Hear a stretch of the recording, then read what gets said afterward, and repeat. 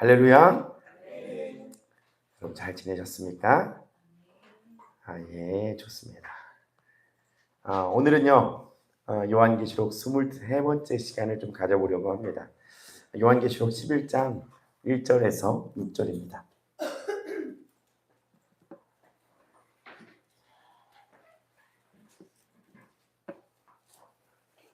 요한계시록 11장 1절에서 6절입니다.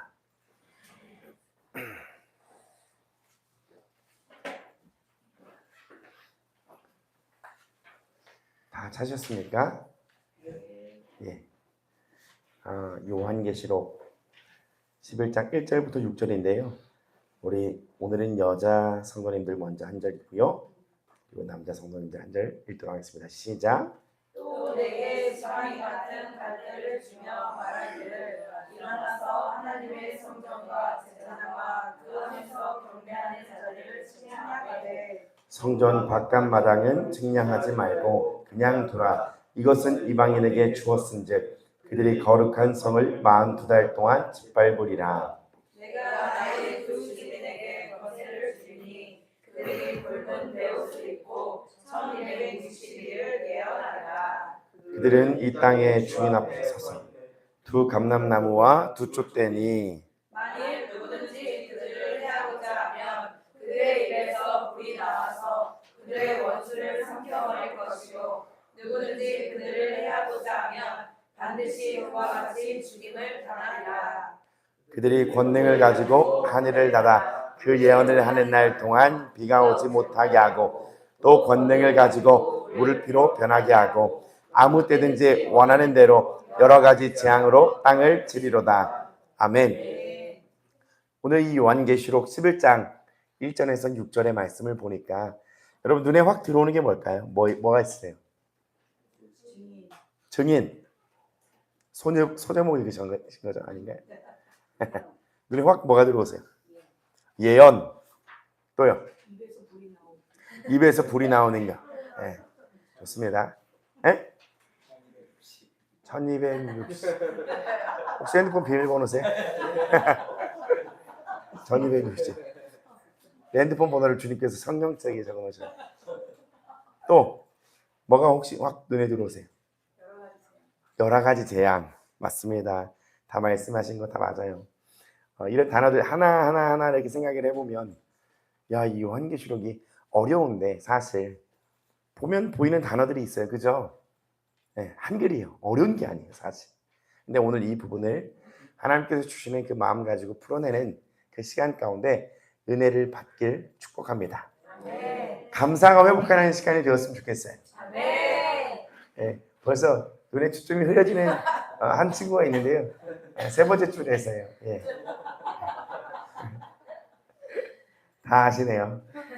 네. 자, 오늘은 요한계시록 한 달 만에 다시 시작하는 것 같습니다. 몇 번째 시간이라고 말씀드렸죠? 네, 23번째 시간입니다. 자, PPT를 보여주시면요. 요한계시록의 11장은요. 10장의 연장선입니다. 근데 우리가 10장을 한 달 전에 했으니 이게 덕이 있나, 그죠? 10장을 했는지 11장을 했는지 11장이구먼, 그죠? 기억도 잘 안 나는데 10장을 한번 보면 이런 내용이었습니다. 하나님의 비밀, 구원과 심판, 계획이 이제 곧 성취가 임박했다. 그 말씀을 받아먹은 교회와 성도가 다시 뭐하도록 부름을 받는다고요? 그래서 이거를 우리가 어떤 사람이 되었다, 뭘 부여받았다라고 얘기를 하잖아요. 그죠? 두 글자. 사명. 오, 정답이에요. 성남 가더니만 더 밝아졌어요. 좋습니다. 맞아요. 사명자로서 우리가 살아야 된다. 그래서 우리가 그때 이 장면이 있었잖아요. PPT를 남겨주시면 두루마리를 먹어버리는 장면. 사도 요한이 하나님의 말씀을 먹었을 때에는 달았다. 그러나 배에 들어올 때는 쓰다. 그 경험을 하게 되었잖아요. 기억나시죠? 복음을 받아들였을 때, 하나님의 말씀을 들었을 때는 달지만 그것을 내 안에서 소화시키기에는 많은 고난과 현실의 어려움이 함께 담겨져 있었습니다. 네. 그는 그가 일을 하게 좀 두세요. 자, 요한계시록 10장 마지막에는요. 뭐라고 써 있습니까? 각자 성경책에 10장 마지막 절에 뭐 하여야 하리라? 예언하여야 하리라 라고 하고 끝이 났습니다. 자, 오늘 이 11장에서는 이 마지막 때의 악이 가득한 세상에서 이제 이 예언해야 할 사명자, 사명을 가진 교회는 어떻게 살아야 하는가, 이 성도들은 어떻게 살아야 하는지 알아보도록 하겠습니다. 자, 본문 말씀 1절과 2절의 말씀을 보면 안 나와요. 1절과 2절 보면요. 성전을 측량하라라는 말이 나와요. 성전을 측량하라. 에스겔서에서도 성전을 측량하는 내용의 이야기가 나오거든요. 무엇을 의미하냐면요. 성전을 측량하는 것은 성전의 회복과 우상 숭배 그리고 죄 오염으로부터 보호되어지는 것을 의미해요. 온전한 회복입니다. 자, PPT를 한번 넘겨주시면 그리고 하나님께서 소유하시는 내 소속됨을 하나 더 있을 텐데 없나요? 소속됨을 의미합니다. 예, 좋아요. 여기 보여주세요. 하나님께서 그리스도의 몸된 교회 공동체를 소유하심으로 보호하시는 거예요. 자, 이 앞에 한번 더 넘겨주시면요. PPT를 넘겨주시면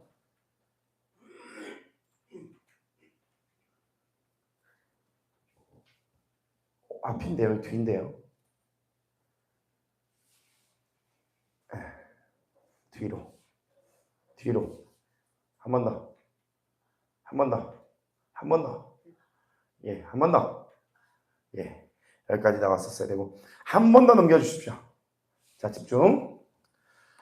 이방인들이 모여있는 바깥 마당이 어디인지 보여요. 그죠? 바깥 마당. 성전 바깥에는 어떤 뜰이 있어요?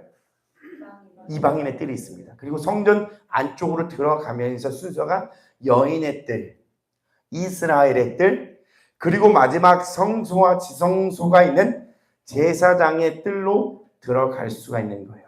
그러면 이 이방인의 뜰이라고 하는 것은 뭐냐? 이방인의 뜰이라고 하는 것은 원래 이방인이지만 유대교로 개종한 사람들이 예배를 드렸던 장소예요. 선민의식이 강했던 이 유대인들은 이방인들은 할례를 받지 않았어. 그들은 선택받지 않았으니까 이 안으로 들어오는 것을 막는 거예요. 경계를 분명하게 하는 거예요. 성전 안쪽으로 가야 오늘 요한계시록에 말씀하고 있는 하나님의 보호가 있지만 성전 바깥 마당에는 그런 보호가 없다는 건데, 자, 오늘 본문 말씀 2절에 보니까 이방인들이 짓밟히는 공격을 허락하셨다라고 얘기합니다. 무슨 의미일까? 다양한 해석들이 있을 수 있습니다. 이것을 뭐 영적으로 세상적으로 많은 해석들이 있을 수 있어요. 그러나 우리가 생각해 볼 것은 뭐냐면 하나님은 교회라고 할 수 있는 예수 그리스도를 믿는 믿음 자체를요 보호해 주세요. 하나님께서 우리에게 믿음 주셨죠. 근데 이 믿음 내가 지키는 것 같잖아요. 마지막 때에 가면 갈수록 이 믿음을 누가 지켜주시는 것 같냐면 이거 하나님이 지켜주시지 않으면 지킬 수 없는 믿음이라는 걸 알게 돼요. 그렇지만 그 고난이라고 하는 핍박은 받게 된다는 거예요. 고난은 있게 된다는 거예요. 자, 사탄에게 짓밟히는 42달 몇 년일까요? 42 나누기 12는 정답이에요. 3년 6개월이죠. 그래서 3.5면 3.6개월 나옵니다. 좋아요. 자, 본문 3절에서 말하는 1260일은 우리 성민 집사의 핸드폰 번호가 아니라 3년 반이에요. 자, PPT를 한번 넘겨주시면 자, 이렇게요. 나누어지게 되는 거죠. 이렇게. 자, 한 번 더 넘겨주시면 엘리야 시대에 비 내리지 않았던 기간도 성경에서 3년 반이고 이스라엘 백성들이 광야에서 광야 생활을 하면서 머물렀던 기간도 3년 반이고요. 예수님의 공생의 사역도 3년 반을 가르치죠. 자, 이 오늘 요한계시록에서 말하는 42달 3년 반은요. 다시 한번 말씀드리지만 교회의 외부의 핍박이 가해지는 날이 오겠지만 하나님께서 지키심으로 그 믿음을 보호받는 기간이기도 한다는 거예요. 더 알곡은 알곡되어지고요. 가라지는 가라지되어지는 거예요. 조금 더 깊게 생각하면 어떤 의미냐면요. 믿는 자에게는요. 더욱더 주님과 연합할 수 있는 기간이라고 생각되어지는 거예요. 그때가 옵니다. 마지막 때가. 한 사람 한 사람에게 고난과 핍박과 개인적인 종말은 분명히 옵니다. 그렇죠? 가면 갈수록 내 믿음을 누가 지켜주야만 합니까? 하나님. 근데 이 믿음을 가진 자들의 고난은 허용된다. 허용된다는 거예요. 자, 요한계시록의 이때는 오늘 성경에서 말한 이때는 반드시 오게 되어 있습니다. 마지막은 와요.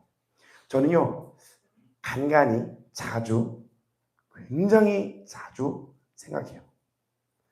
내가 예수님 앞에 결산받을 날이에요. 저는 그렇게 생각을 해요. 그래서 다시 한번 마음을 다잡고 조금 더 삶을 주님으로 방향을 틀어보고 내가 하는 선에선 노력하지만 하나님께서 나에게 허락하시는 영적인 영위의 어떠한 범위 그 은혜를 더 갈망하면서 깨달아 가고 싶어하는 그 갈망으로 나아가요. 여러분 우리 인생요 조금 더 확장되시기를 축복해요. 그냥 하나님께서 인도하셨으니까 땡이 아니라 내 믿음을 어떻게 키워가기를 원하실까? 도대체 이 삶의 한 부분마다 내 믿음과 하나님이 우리에게 믿음 주시길 원하잖아요. 내 영을 깨우길 원하잖아요. 내 인생 가운데 마주치는 그 모든 것들이 이게 내 믿음과 내 영과는 무슨 관계가 있을까? 항상 주님 안에서 진리를 붙들고 생각하면서요. 깨어나셔야 되는 거예요. 이 세상의 흐름을 한 번 더 말씀을 드리면 올해 1월에 여러분 민주당에서 무슨 법을 발의했죠? 교회 해체법, 그죠? 맞아요. 차별금지법 맞습니다. 자, 법안의 핵심 내용이 뭡니까? 법안의 핵심 내용. 교회가 정교 분리 원칙을 위반하거나 특정 정당을 지지하고 이 정치 활동에 개입을 하게 되면 교회를 해체할 수 있다는 법을 지난번에도 말씀을 드렸어요. 교회를 해산시킬 수 있다.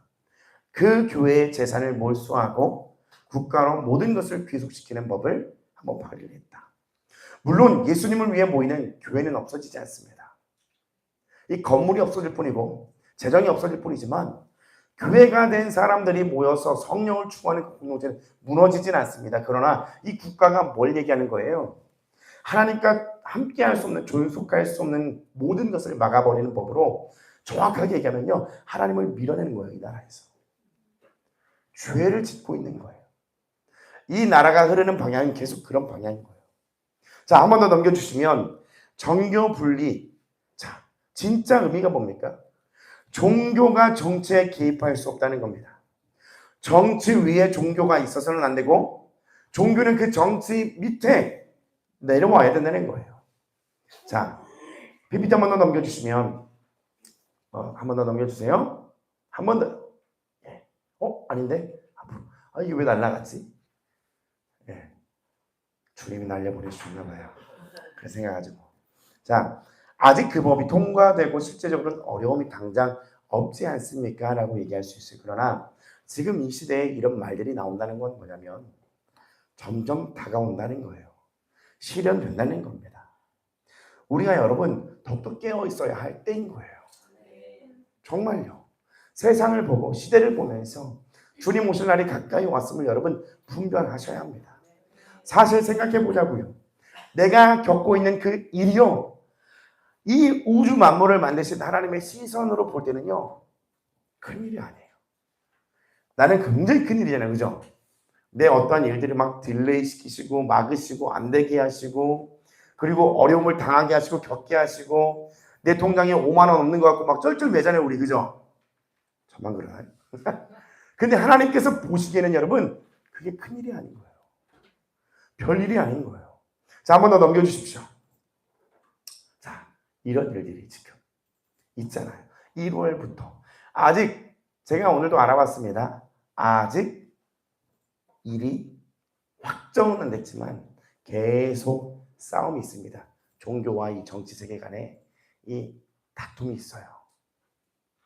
한 번 더 PPT를 넘겨주시면 그러면 여러분 교회는 정치적인 문제에 침묵해야 될까요? 문제를 목소리를 내야 될까요? 목소리 내야 됩니까? 내야 됩니까? 사실 하나님께서 창조하신 세상 아래에 여러분 종교라는 단어 자체가 원래 합당하지 않은 거예요. 종교는 사람이 만든 거잖아요, 사실.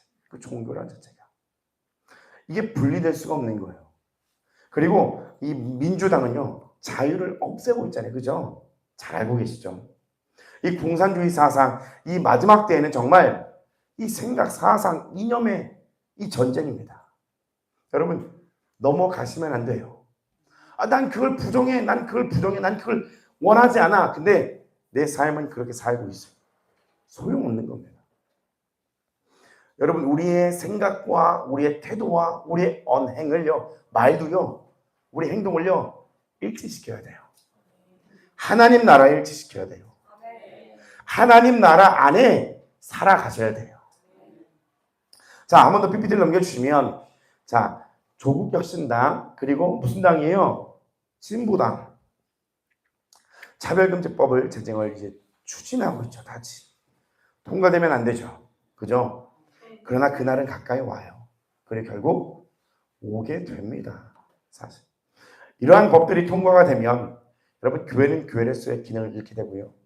교회로서의 힘을 잃게 됩니다. 진리가 저런 법들의 제정이 되므로 여러분 진리를 모순적으로 만들어버리는 그 역사들이 일어난다는 거예요. 앞으로 여러분 얼마나 많은 목사님들, 목회자들이 그리고 성도들이 벌금을 두드리고 맞을까요? 그리고 얼마나 많은 사람들이 감옥에 투옥하는 일들이 일어날까요? 그리 멀지 않습니다. PPT 넘겨주세요. 저는 그렇게 생각합니다. 여기 계신 분들이 살아계실 동안에 이 일들을 보게 될 확률 높습니다. 10년 안에 우리가 박해를 받고 핍박을 받을 일들이 충분히 일어날 수 있도록 일어나는 것이 그 확률이 다분해요. 오직 우리는요, 예수 그리스도를 무장하셔야 돼요. 무장하셔야 됩니다. 지금은 사상 오이 하나하나 나의 어떠함 가지고 싸울 게 아니라 하나님이 나를 넓히시려고 하는구나. 하나님이 나를 깨뜨리시려고 하는구나. 하나님 나를 부수시려고 하는구나. 내가 이 죄가 있고 이걸 회개하라고 하시는구나. 이걸 회개하고 나에게 성령을 부어주길 원하시는구나. 계속 하나님 관점으로 하나님 나라에서 하나님이 주시는 생각 가지고요. 그렇게 해 나가셔야지. 오늘은 나에게 왜 이런 일이 있는겨? 왜 이 감정과 이 생각은 떠나지 않는겨? 매이고 묶으시면 안 되는 거예요. 풀어내십시오. 여러분, 어려움이 없는 사람이 없어요. 두려움 안 가진 사람이 없습니다. 외로움, 교만 없는 사람이 없습니다. 우리는 여기서 완벽하게 나올 수는 없어요. 그러나 완벽하게 나오게 하신 예수 그리스도 안에 있기 때문에 믿음으로 그 안에서 자유할 수 있는 거예요.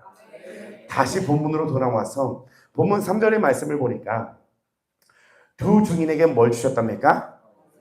권세를 주셨대요. 이 권세가 어떤 권세일까? 한번 생각해 보는 겁니다. 스가랴서 4장에 나오는 환상과 장면이 같아요. 자, 여기서 보면은 한 번 더 뒤를 넘겨주시면 4절에 보면 두 감람나무가 나옵니다. 뭐냐면 이제 포로에서 귀향하여 이스라엘 공동체에 무너진 성전을 새롭게 세우는 제사장 여호수아와 총독 스룹바벨. 성전을 건축하는 그 과정에서는요, 온갖 방해하는 세력들이 있었습니다. 성전을 건축할 수 있었던 것은 여호와의 영이 임하여 이 왕과 제사장 역할을 감당했던 두 사람이 있었기 때문에 여러분 가능했던 거예요. 두 쪽 때는요, 계속 1장에 보면 교회를 상징하는 촛대에서 나오는 거예요. 그렇다면 이 두 중인은 뭐냐? 왕 같은 제사장이 교회가요. 예수님께서 재림하실 때, 강림하실 때에 성령의 능력을 힘입고 복음을 증거하는 예언의 사명을 감당할 때 하나님의 나라가 온전히 세워지는 모습을 상징하는 거예요. 이스라엘이 회복되는 것처럼. 그럼 앞절로 넘어가서 3절에 보니까 두 이방인에게 권세를 주면서 두 감람나무와 그 촛대를 얘기했지만 그들이 굵은 베옷을 입고 뭐예요? 굵은 베옷을 언제 입습니까? 구역에 보면 예, 맞아요. 죄에 대한 애통함으로 회개하는 거. 교회가 해야 할 일이죠. 곧 두 증인과 같은 성도는 회개하고 성령의 충만함으로 복음을 전파하는 사명을 계속하면 된다는 거예요. 자, 여섯째 나팔을 한번 생각해 보시면 이 땅에 엄청난 재앙이 임하여도 그들이 회개했습니까? 회개하지 못했습니까? 회개하지 않았어요. 심지어 우상을 찾고요. 점을 치고 죄를 짓기만을 반복했습니다. 회개하기도 어려운데 우리에게 회개하기도 어려운데 이 사명을 감당하라고요 하는 의문점을 가질 수가 있어요. 너무 무겁습니다. 이 신앙의 길이 너무나 무겁습니다. 여러분, 내가 무엇을 해야 하는 의무가 아니에요. 그 속에서 예수님 만나는 것을 초점을 맞춰보십시오. 회개는 결코 우리에게 무거운 짐을 지워주는 게 아니에요. 주의 짐을 가져가시기 위한 거예요. 하나님께서 자유케 하기 위해서 회개의 길을 열어주신 거지. 너를 정죄하기 위해서 그 무게를 더하기 위해서 주신 게 아니라는 거예요. 저는요, 이 이야기를요, 깨닫기 정말 오래 걸렸습니다. 왜냐하면 너무 무거웠기 때문에. 죄를 지을 때마다 무거워요. 어깨가 무겁고요. 생각이 복잡하고요. 마음이 정말 짓눌릴 정도로 어렵습니다. 이걸 어떻게 해야 될까? 그러나 이미 다 용서하셨죠. 믿고 나가는 거예요. 주님이 용서하실 모든 죄를 다 용서하셨음을 믿고 나가는 거예요. 나의 모든 짐을 벗고 자유케 하기 위한 주님은 우리에게 길을 열어주신 거예요. 여러분, 억지로 감당할 수 없습니다. 그러나 예수님께서 할 수 있게 해주실 겁니다. 요한계시록을 통해서 여러분 더욱더 깨어나고 소망을 얻으셨으면 좋겠어요. 그리고 내가 만난 예수님, 나를 사랑하는 나를 사랑하시는 그 하나님. 요한일서 4장 8절에 보면 여러분, 하나님은 뭐라고 말씀하고 있어요? 하나님은 사망이시다. 사냥이시다. 하나님은 하나님은 사랑이시다. 그것을 발견해요. 이제 해야 하니까 하는 그 의무적인 발언이 아니라 진짜로 만나셔서 여러분 진짜가 되시고 진짜 복음을 선포하십시오. 진짜 그리스도의 삶을 사세요. 가짜는 이제 집어넣으세요. 정말 옛자와 옛 모습은 이제 집어넣으십시오. 십자가에서 이미 다 죽었습니다. 믿음으로 사는 거예요. 믿고 나가는 겁니다. 나는 예수님과 함께 십자가에 죽었고 내 영은 주님으로 말미암아 회복될 것이고 하나님의 나라를 향하여 전진할 거예요. PPT만 넘겨주시면 한 번 더요. 자, 한 번 더요. 예, 이게 왜 이제 나오지? 예, 아까 그거예요. 자, 예, 한 번 더 넘겨주세요. 자, 보십시오. 여러분, 이 지옥 같은 이곳에 우리 가족이 들어간다고 생각해 보십시오. 끔찍합니다. 한 번 더 앞으로 넘겨주세요. 자, 생각해 보는 거예요, 여러분. 우리가 이 사명을 감당하는 거죠. 자, 이 사명을 감당해서 생각을 해보는 거예요. 그 어느 날 내 가족들이 여러분 한 자리에서 모여서 함께 예배하는 걸 한번 생각해 보세요. 다 같이. 내 부모, 내 자녀, 내 친척. 내가 그렇게 껄끄러웠던 그 관계들도 그들이 예수님을 알고 한 자리에 모여서 하나님을 예배하는, 그리고 그 마지막 순교의 자리에 함께 들어가고 우리 천국에서 만난다는 걸 기약하면서 순교하며 천국에서 만나는 거예요. 그 자리를 꿈꾸면 여러분, 오늘 우리가 미랄로 살아가는 그 삶을 멈추시면 안 되는 거예요. 하나님은 하실 수 있으세요. 진짜 증인이 되셔야 돼요. 진짜 성도가 되시고 진짜 교회가 되어야 합니다. 저도 그 진짜가 되기 위해 하나님 앞에 비춤을 매일 구하는 거예요. 성령을 구하는 거고요. 죄를 지으면 그걸 회개하는 거예요. 계속 그 삶을 살아가는 거예요. 우리에게는요, 이제는 의무가 아니라 살아계심을 따르는 성령 공동체라는 것을 여러분 잊으시면 안 되는 거예요. 내 신앙의 모든 부분들이 의무적으로 해야 하니까가 아니라 이제는 정말 내가 살아계신 하나님을 따라야 되는 거예요. 하나님이 나와 함께 하시면 여러분, 하나님이 나에게 뭐라고 말씀하시는지를 하루 종일 귀 기울이셔야 돼요. 그리고 거룩을 추구하시고요. 예수님을 믿는 자들답게 사셔야 된다는 거예요. 그 사명을 우리에게 주셨다니까요. 내 가족들 다 지옥 보내고 내가 하나님 앞에 섰을 때 여러분 뭐라고 얘기하실 거예요? 어쩔 수 없었어요. 내 삶도 여의치 않았거든요. 어쩔 수 없었어요. 바빠서 기도할 시간이 없었거든요. 어쩔 수 없었습니다. 내 감정이 우선되었거든요. 내 오른이 그들을 용납할 수 없거든요. 어쩔 수 없었어요. 내 원함의 삶이 하나님과 뜻이 다른데 어떡합니까? 여러분, 우리 그렇게 살면 안 되는 거예요. 진짜 증인이 되어야 되는 거예요. 미랄의 삶을 여러분 감당하십시오. 그 삶이 얼마나 귀한 삶인지 여러분 아셔야 돼요. 손해보는 삶이요. 내 유익과 만족을 추구하지 않는 불이익과 같은 삶이요. 근데 그 속에서 하나님께서 나에게 주시는 평온과 기쁨은 얼마나 큰지 여러분 깨달으셔야 돼요. 세상 가치관으로 살고 있으면 세상이 덮쳐오는 쓰나미에 쓸려갈 수밖에 없습니다. 하나님 나라의 가치관을 가지고 사셔야 되는 거예요. 한 번 더 PPT 넘겨주십시오. 아까 그 장면으로요. 요한이 계시록을 쓰고 있는 이 배경은 수많은 기독교인들이 핍박받고 박해를 받아서 순교하고 있어요. 그럼에도 예수님을 믿는다고 고백하는 상황이 있어요. 누가 그러는지 모르겠네요. 네. 정말 근데 여러분 그 마지막이 올 겁니다.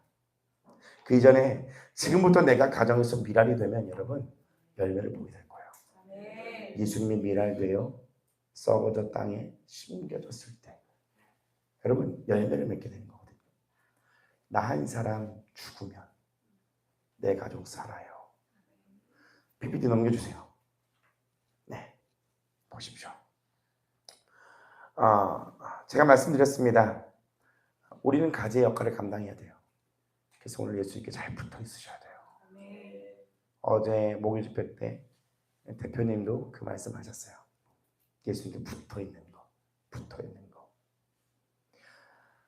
나의 기도를 예수님을 믿고 성령을 의식하며 살 때 그분 때문에 우리를 나의 생각을 내려놓고 하나님의 기쁨을 여러분 선택할 수 있습니다. 내 안에 복음이 되어지는 게 예수님을 주인으로 모시는 그 회개. 그 회개를 통하여 내 안에서 어둠이 쫓겨나가고 내 안에서 자리 잡아주시는 이 성령을 통하여 우리는 이 증인의 삶을 살 수 있어요. 왜 이렇게 힘들게 맨날 대적하라는겨? 왜 회개하라는겨? 누굴 위해서요? 예, 주님을 위해서. 주님은 나를 위해서 그렇게 하라고 하는 거예요. 하나님의 영광인데 그 하나님의 영광에 나를 동참시켜 주셨어요. 생각해 보십시오. 하나님이 어떤 영광을 받을 수 있겠어요? 사실 냉정하게 생각하면 신이 자기를 배반한 인간을 살려준다고 하는데 우리가 빌어도 모자랄 판에 자기의 목숨을 아낌없이 내어주셨어요. 그게 무슨 영광이냐고. 근데 그걸 하나님은 하나님의 영광을 낸다고 한다. 하나님의 마음에 흡족한 하나님의 뜻을 펼치는 거예요. 거기에 우리를 동참시켜주시고 우리를 살려주시는 거예요. 감사한 거죠. 여러분 회개하여 성령의 충만함을 받으십시오. 한국 교회는요 이걸 가르쳐줘야 돼요. 이게 실제라는 걸 가르쳐줘야 돼요. 우리 실제적인 신앙생활 하고 있잖아요. 그렇죠? 내 안에 더욱더 이게 실제가 되어야 돼요. 안 되는 게 아니라 되는 사람 보고 시기할 게 아니라 되는구나. 하나님이 저렇게 역사하는구나. 그 하나님이 나에게 역사하시겠구나. 저를 만나주셨구나. 그 하나님 이제는 나를 만나주시겠구나. 우리는 시기하는 공동체가 아니에요. 서로를 보면서 힘을 얻는 공동체가 되어야 됩니다. 하나님은요, 두 증인, 복음을 전하는 사명을 감당할 때 이들을 공격하는 자들이 있다면 어떤 일을 당할지에 대해서 본문 5절과 6절은 설명해 주고 있습니다. 한번 말씀을 읽어볼까요? 자, 본문 말씀 5절과 6절입니다. 시작. 만일 누구든지 그들을 해하고자 하면 그들의 입에서 불이 나와서 그들의 원수를 삼켜버릴 것이요 누구든지 그들을 해하고자 하면 반드시 그와 같이 죽임을 당하리라. 그들이 권능을 가지고 하늘을 닫아 그 예언을 하는 날 동안 비가 오지 못하게 하고 또 권능을 가지고 물을 피로 변하게 하고 아무 때든지 원하는 대로 여러 가지 재앙으로 땅을 치리로다. 아멘. 여러분, 이 일들이 일어난다는 건데, 자, PPT 한 번 더 넘겨주십시오. 한 번 더요. 자, 교회를 공격하며 핍박할수록 여러분, 진짜 교회는요 약해지지 않고 그 고난 앞에 더욱더 강해집니다. 그럼 여러분 진짜 교회세요? 보세요. 고난이 오면 올수록 우리는 약해지는 자가 아니라 교회는 강해져요. 우리에게 믿음을 주신 주님께서 그 믿음을 진짜가 되게 하기 위해서 그 일을 버리고 계시고 또 하나 우리의 믿음을 끝까지 지켜주시는 분이시기 때문이에요. 자, PPT를 한번 넘겨주시면 자, 어디예요? 나이지리아에서 기독교인 대략 학살 들으셨죠? 한국 정부에 요청을 하고 있다. 기독교의 수가 수천 명씩 나오고 있습니다. 자, 얼마나 심각하냐면 한 번 더 PPT를 넘기면 미국 트럼프 대통령도 군사 작전을 경고했어요. 나이지리아는 이슬람이 50%고요. 기독교인이 48%입니다. 근데 이슬람이 핍박을 막 가합니다. 막 부대원 죽여요. 학교 막 잡아서 죽이고 이렇게 죽이고 저렇게 죽여요. 그런데 크리스찬들은 더 늘어나고 있어요. 약해지지가 않아요. 교회는요 핍박을 받을수록 더욱더 강해져요. 한 번 더 넘겨주시면 나이지리아는 하루에 평균 몇 명이 순교합니까? 13명. 한국에서 13명씩 죽임을 당한다고 해보세요. 이슬람의 핍박이 얼마나 잔인하면 총으로 죽이고 칼로 썰고요. 불로 태웁니다. 그럼에도 불구하고 수는 늘어나요. 자, 충격적인 사건이 있는 것을 한번 알려드릴게요. 넘겨주십시오. 자, 단주 말하는 나이지리아 기독교 소년입니다. 예수님 믿는다는 이유로 이슬람에게 고문을 받았어요. 칼로 머리가 썰렸어요. 생식기가 잘렸고요. 한 팔을 잃었습니다. 그가 뭐라고 얘기한 줄 알아요? 난 용서했대요. 소년입니다. 소년이 그렇게 얘기를 하는 거예요. 나는 예수님을 믿는다는 이유로요. 그 나를 썬 그 사람을요. 그 사람을 그 대원을 용서한다. 한 번 더 넘겨주십시오. 뭐라고 얘기한 줄 아세요? 그가 저는 힘든 일을 겪었지만 하나님께 감사합니다. 저는 그들을 용서해요. 당시에 자신들이 무슨 일을 하고 있는지 몰랐으니까요. 사랑하는 마음이 있었다면 그런 식으로 행동하지 않을 거예요. 그들을 이해해요. 저는 하나도 괴롭지 않아요. 하나님께 다 맡겼으니까요. 생각해 보자고요. 저는 이 글을 읽었을 때 순교자의 소리에서 나오는 이야기거든요. 내 치면 다 나옵니다. 어떤 마음이냐면 하나님께서 저 아이를 진짜 책임지시겠구나. 여러분, 그리고 우리의 모습을 돌아보자고요. 내 가족 하나 품지 못하고 내가 구원받기를 원하는 내가 미랄이 되고 싶지 않은 모습이 우리가 예수님을 정말 믿는 사람이 예수님의 이름을 가리고 있지 않은지 한번 돌아보자고요. 여러분, 이 소년은 평생 소변 쫓아야 돼요. 나라 자체가 가난합니다. 건강한 몸이 있어도 먹고 사는 일이 없어요. 나라 자체가 막막하다고 어둡다고요. 근데 예수님을 믿는다는 이유로 건강을 잃었습니다. 소년이 꿈을 잃어버렸어요. 근데 괜찮대요. 용서했대요. 다 맡겼다는 거예요. 저 소년이 진짜예요. 나는 진짜인가? 나는 정말 진짜 증인으로의 삶을 살고 있는, 작은 것 하나에 우리 불평불만이 너무 많지 않습니까? 우리 누워서 쉴 수 있는데도 내일을 걱정하지 않습니까? 오히려 불평불만하고 걱정을 해야 될 사람은 나이지리아의 박해를 받은 저 기독교 학생이에요. 소년, 15살짜리 아이라고. 우리는 말씀을 읽을 수 있고 기도를 할 수 있고 찬양할 수 있는데 사단의 미혹, 그거 하나 뛰어넘지 못하고 사랑으로 서로를 품는 거 하나 못하면서 예수님 신뢰하는 그것도 건강한 몸을 갖고도 정신적인 온전함을 갖고도 하지 못하는데 끌려가서 저렇게 고문을 당한 아이는요, 도대체 어떤 예수님을 만났기 때문에 용서가 가능하고 온전한 정신과 영혼으로 하나님을 높여드릴 수 있냐는 거예요. 여러분, 아직 대한민국에 이 땅에 자유가 있습니다. 저 자유 없는 땅에 사는 소년보다 자유롭지 못하다면 누가 진짜 나는 거예요? 한 번 더 PPT를 넘겨주시면 나이지리아의 한 목사님이 한국에 와서 이렇게 말했다고 합니다. 우리가 비록 무슬림들에게 고난을 당하고 죽임을 당했지만 그럼에도 불구하고 우리는 기독교의 진정한 사랑을 가지고 다가가야 한다라고 얘기해요. 맞고 피하고 소극적으로 숨는 게 아니라 이슬람을 향해 기독교 사랑을 가지고 하나님 사랑 가지고 뛰어가야 된다는 거예요. 그리고 이 목사님 뭐라고 얘기하셨냐면요, 우리는 고난을 감수하고 다가갈 것입니다. 그들을 변화시키는 것은 오직 뭐밖에 없다고요?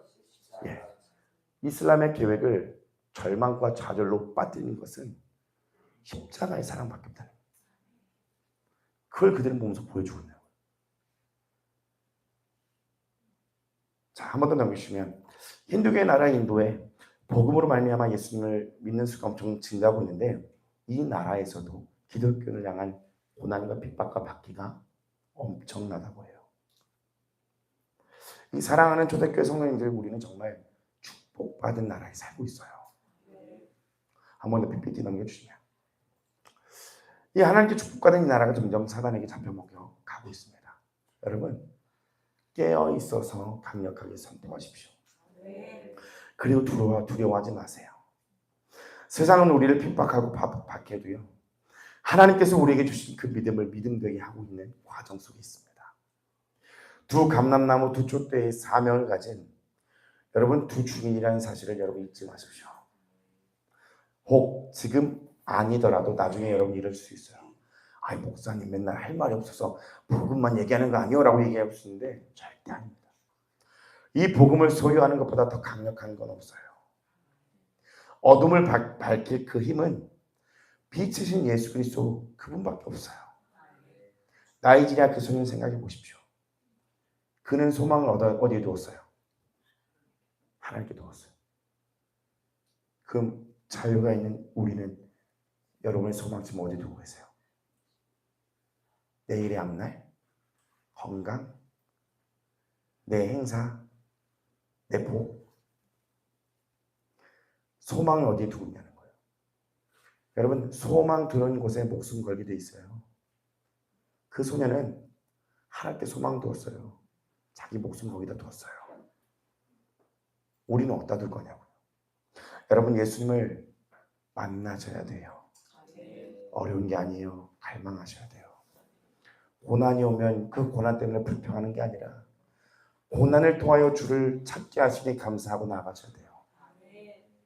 이 문제를 해결해 달라고 기도하는 게 아니라 이 문제를 주신 주님, 그 주님의 뜻대로 나를 빚어달라고 기도하셔야 돼요. 저도 장담 못합니다. 저도 그 소년처럼 그 환경이 되면 내가 어떤 믿음을 보일까? 하나님이 내 믿음 지켜주시지 않으면 여러분 우리가 할 수가 없어요. 그래서 오늘도 하나님을 찾으셔야 되는 거예요. 예수님을 만나고 예수님이 누구신지를 정확하게 하셔야 두 증인의 삶을 살아갈 수 있는 겁니다. 형식적이고 의무적인 종교 생활을 벗고 주님을 더욱더 가까이 하십시오. 제가 한 가지 팁을 드릴게요. 저도 혼이 무거워질 때가 있고 기도가 안 될 때가 있어요. 그렇죠? 여러분, 그때 그 자리를 벗어나시면 안 돼요. 마음을 더 주님께 드리고 더 집중하면서 더 주님을 갈망하면 머지않아 열려요. 금방 열려요.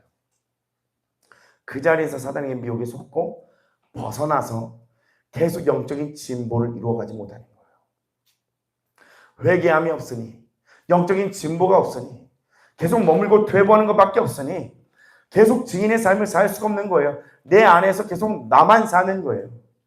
내 안에서 그리스도가 살아야 되는데 내 안에서 나만 사는 거예요. 내 생각이 다 옳은 거예요. 그 사람과 만나서 그 일이 있었는데 그 모든 정황을 내가 보니 내 말이 맞고 그거 다 틀린 거예요. 이 울음에 갇히고 교만에 갇히고 내 원함에 갇히고 갇혀버리니 주님이 들어올 틈이 없어요. 하나님의 음성을 들으려고 하질 않아요. 주님 말씀하시죠. 너 틀렸어. 그럼 틀린 거예요. 근데 그 틈을 주지 않아요. 마귀에게 틈은 다 열어주는데 하나님에게 틈을 열어주지 않아요.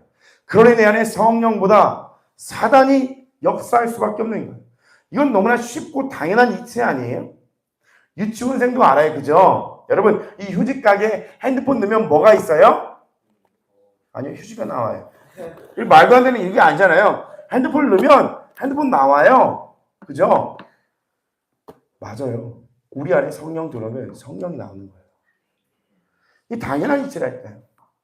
하나님은 우리에게 어렵게 설명한 게 아니에요. 네 안에 모든 걸 비워라. 나로 채워라. 나와 교제하고 사귐을 나누자. 이게 정말 그냥 간단합니다. 내가 너를 사랑한다. 모른다고 안 된다. 거기에 갇히는 게 아니라요. 주님은 반드시 하신다. 그래서 나를 변화시켜서 나를 미랄되게 하실 거다. 여러분, 그리고 주님께서 우리에게 열어주신 만큼 살아내셔서 미랄이 되어주십시오. 여러분의 가족을 위해서요. 그리고 하나님을 위해서요. 우리 이렇게 고백할 수 있어요. 주님, 제가 주님을 위해서 무엇을 할 수 있겠습니까? 여러분, 그 질문을 끊이지 마십시오. 항상 주님을 위해서 내가 뭐 할까요, 주님? 내가 뭘 할까요? 내가 오늘 뭘 해드릴까요? 그 마음만 있으면 돼요. 항상 하나님 편에서 하나님을 위한 생각을 하면서 순종하시는 부활의 생명을 얻은 자답게 증인의 삶을 사시기를 예수님의 이름으로 축복합니다. 함께 기도하겠습니다.